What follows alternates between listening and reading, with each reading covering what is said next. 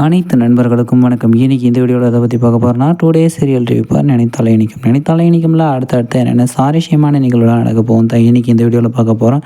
அதுக்கு முன்னாடி நம்மளோட சேனலுக்கு முதல் முறை வரணும், நம்மளோட சேனலை சப்ஸ்கிரைப் பண்ணிக்கோங்க. கூடவே பெல் ஐக்கானை கிளிக் பண்ணிக்கோங்க. இந்த வீடியோ பிடிச்சிருந்தா லைக் பண்ணுங்கள், இந்த வீடியோ பிடிக்கலாம் டிஸ்லைக் பண்ணுங்கள். வாங்க ஃப்ரெண்ட்ஸ், வீடியோக்குள்ளே போகலாம். வீடியோக்குள்ளே போகிறதுக்கு முன்னாடி உங்களுக்கு பொம்மையை பிடிக்குமா, இல்லை ராணியை பிடிக்குமா, இல்லை சித்தார்த்தை பிடிக்குமா, இல்லை நம்மளோட தர்ஷினியை பிடிக்குமா, இல்லை பத்மநாதனை பிடிக்குமா, இல்லை பத்மநாதனோட அப்பா அம்மாவை பிடிக்குமான்ட்டு மறக்காமல் கமெண்ட்டில் சொல்லுங்கள்.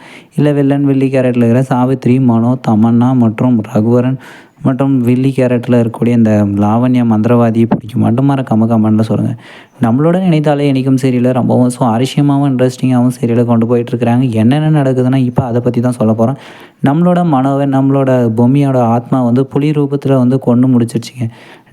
ஆனால் மனோவை இந்த அருந்ததி படத்தில் வர அகோரிகள் மாதிரி இந்த படத்தில் பசுபதியை அகோரிகள் காப்பாற்றி பெரிய மந்திரவாதியாக மாற்றின மாதிரி இப்போ நம்மளோட மனோவையும் அந்த அகோரிகள் தான் காப்பாற்றி மனோவுக்கும் போன உயிரை திருப்பி கொடுத்து மனோவை வேற ஒரு பெரிய அகோரியை பார்க்க சொல்லி மந்திரத்தை பொம்மையை அழிக்கக்கூடிய மந்திரத்தை கற்றுக்க சொல்லி அனுப்பிச்சி வைக்கிறாங்க. அவங்க கையில் மனோ கையில் ஒரு திருவோட்டையும் கொடுத்து விட்றாங்க. இந்த திருவோடு ஒன்று குரு இருக்கிற இடத்துக்கு கொண்டு போகணும்னு சொல்லிட்டு இருக்கிறாங்க. நம்மளோட மனோவும் காடு மலைன்ட்டு எல்லாமே கடந்து வந்த பின்னாடி ஒரு புத்துக்கிட்ட போய் அந்த திருவோடு போய் உக்காந்துருச்சு. அந்த திருவோட்டை எடுக்க போகும்போது அந்த புத்து சாஞ்சிட்டு அதுக்குள்ளே இருந்த பெரிய மந்திரவாதி உனக்கு மெத்தெல்லாம் கற்றுக் கொடுக்க முடியாது, என் தவத்தை கலைச்சிட்டேன்னு சொல்லிட்டு அந்த மந்திரவாதி ரொம்பவும் கோபமாக ஆக்ரோஷமாக பேசிகிட்டு இருக்கிறாரு.